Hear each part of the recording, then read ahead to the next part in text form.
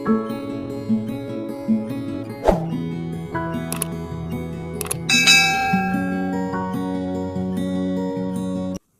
मसीह भाई बहनों को प्रभु यीशु मसीह के नाम में जय मसीह की। बाइबल स्टोरीज चैनल पर आप सबका स्वागत है। हमारे इस चैनल को देखने के लिए आप चैनल को सब्सक्राइब करें और बेल आइकन को भी ज़रूर दबाएं, तभी आपको हमारे आने वाली वीडियोस का नोटिफिकेशन मिलता रहेगा। आज मैं आपके लिए बाइबल की पुस्तक से मरियम मगदलीनी के समर्पण के विषय एक गहरा अध्ययन लेकर आई हूँ, जिसे आज हम सभी विश्वासियों के लिए सीखना आवश्यक है। तो चलिए भाई और बहनों, वीडियो स्टार्ट करते हैं। बाइबल दर्शाती है मरियम मगदलीनी ही वह पहली महिला थी जिसने प्रभु यीशु के जी उठने के पश्चात सबसे पहले उन्हें देखा था, तथा प्रभु के जी उठने का सुसमाचार भी बाकी चेलों को सबसे पहले उसी ने ही सुनाया था।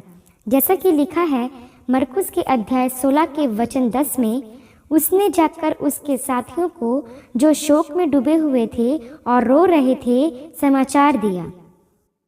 तो यहाँ ही यह स्पष्ट हो जाता है कि एक महिला ने सर्वप्रथम यीशु के जी उठने का सुसमाचार शोक में पीड़ा में डूबे उसके चेलों को दिया था। इसी प्रकार आज भी महिलाएं यीशु का सुसमाचार जगत में प्रचार करती हैं कि प्रभु मुर्दों में से भी जी उठा है तथा उनके दुखों का अब अंत हो चुका है। जैसे चेले दुख में शोक में डूबे हुए थे और उनकी आशा भी जाती रही थी, और उसी घड़ी मरियम उनके पास आनंद का सुसमाचार लेकर आई कि प्रभु यीशु जी उठा है। जैसे आज बहुत से मनुष्य कहते हैं कि महिला प्रचार नहीं कर सकती, तो यहाँ हम देख सकते हैं कि महिला ने ही सर्वप्रथम यीशु के जी उठने का सुसमाचार उनके चेलों के बीच प्रचार किया था। प्रभु यीशु ने सर्वप्रथम महिला को ही यह अधिकार आप ही सौंपा था। हाँ, महिलाएं पास्टर नहीं हो सकती, परंतु एक अच्छी प्रचारक हो सकती है। पास्टर और प्रचारक में आप अंतर समझते ही होंगे। चलिए, वैसे आज यह विषय नहीं है हमारा, हम आगे मरियम मगदलीनी के विषय के बारे में और चर्चा करेंगे।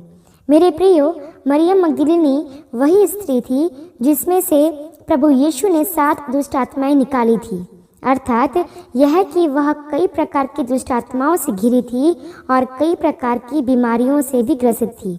जब प्रभु यीशु ने उसे अशुद्ध आत्माओं से आज़ादी दी थी, तब वह प्रभु यीशु को पहली बार मिली थी। तब वह पूरी तरह से अशुद्ध आत्माओं से घिरी हुई थी, परंतु जैसे ही प्रभु यीशु उसके सामने आए, वह अशुद्ध बंधनों से दुष्ट आत्माओं से आज़ाद हुई।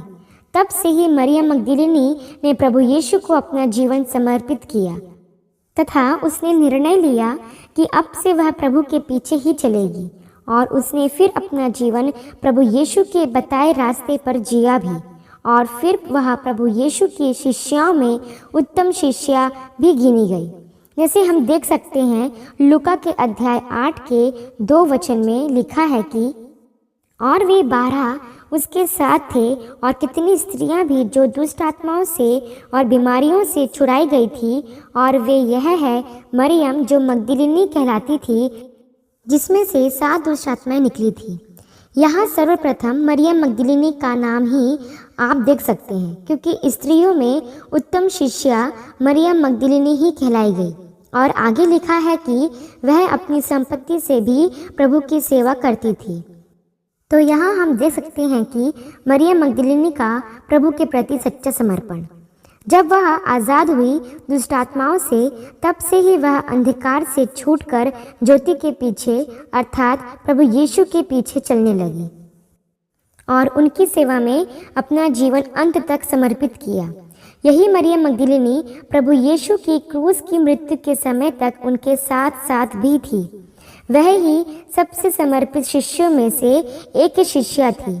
इसका समर्पण हम प्रभु यीशु के क्रूसिफिकेशन के अंतिम समयों में भी देख सकते हैं। जब प्रभु यीशु को क्रूस की मृत्यु के लिए पकड़वाया गया था, तब प्रभु के साथ उनके बाकी चेले नहीं थे। सब उस घड़ी छिप गए थे, परंतु केवल 2 ही चेले प्रभु के साथ अंत तक थे। उनमें से एक था यूहन्ना, जिसने प्रभु यीशु से प्रेम रखा और प्रभु यीशु ने भी उत्तम प्रेम रखा, और दूसरी शिष्या थी मरियम मगदलीनी। मरियम ने प्रभु यीशु को क्रूसिफाइड होते हुए अंत तक देखा था तथा प्रभु के वह 7 वचन जो क्रूस पर उन्होंने कहे थे वह भी मरियम मगदलीनी ने उसी घड़ी सुने थे। यह था उसका सच्चा आत्मिक समर्पण जो हर परिस्थिति में प्रभु में बनी रही और किसी भी कठिन समय में उसने प्रभु को छोड़ा नहीं।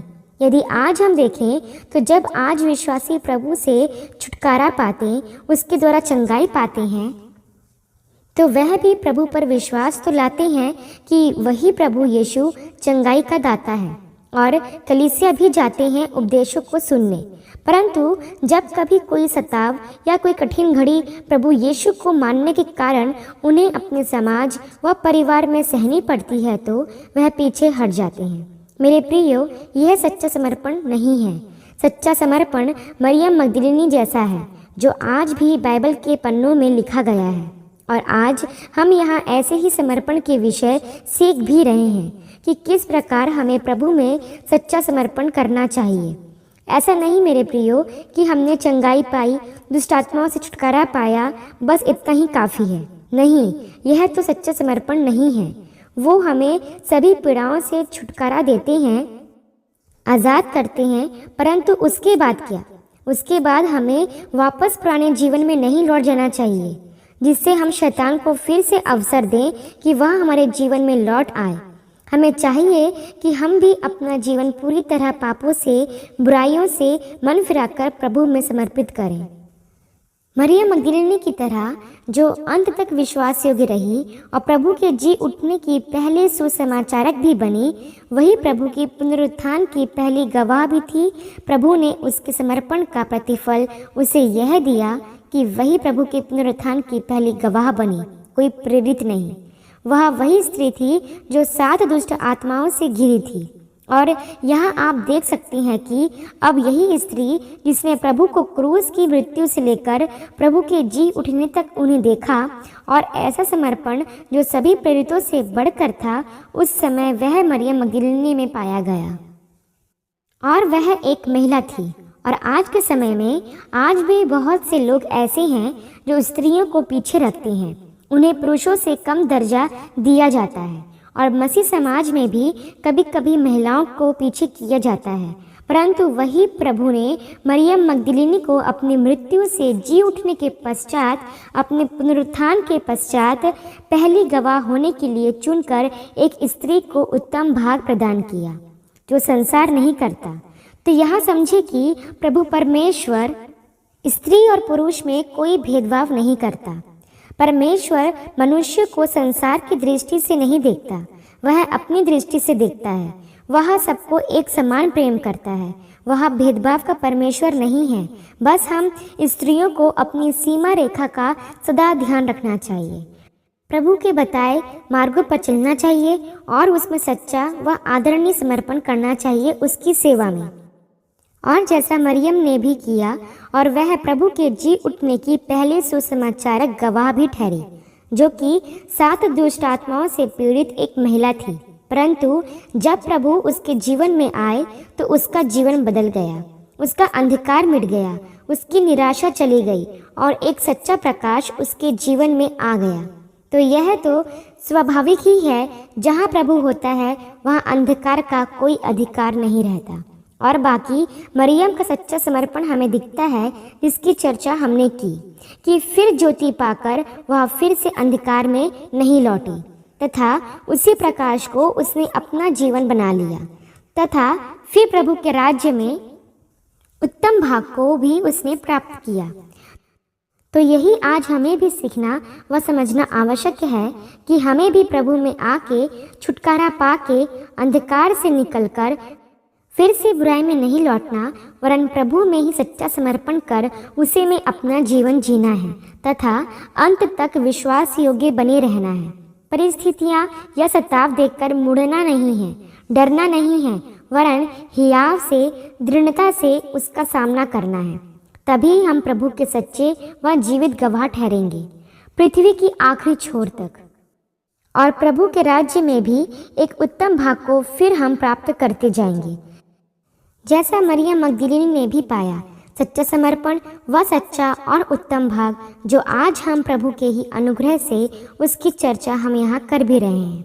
मेरे प्रियो, प्रभु यही चाहते हैं कि हमारा भी समर्पण व विश्वास ऐसा ही हो, डगमगाने वाला या बुराइयों में वापस लौट जाने वाला ना हो।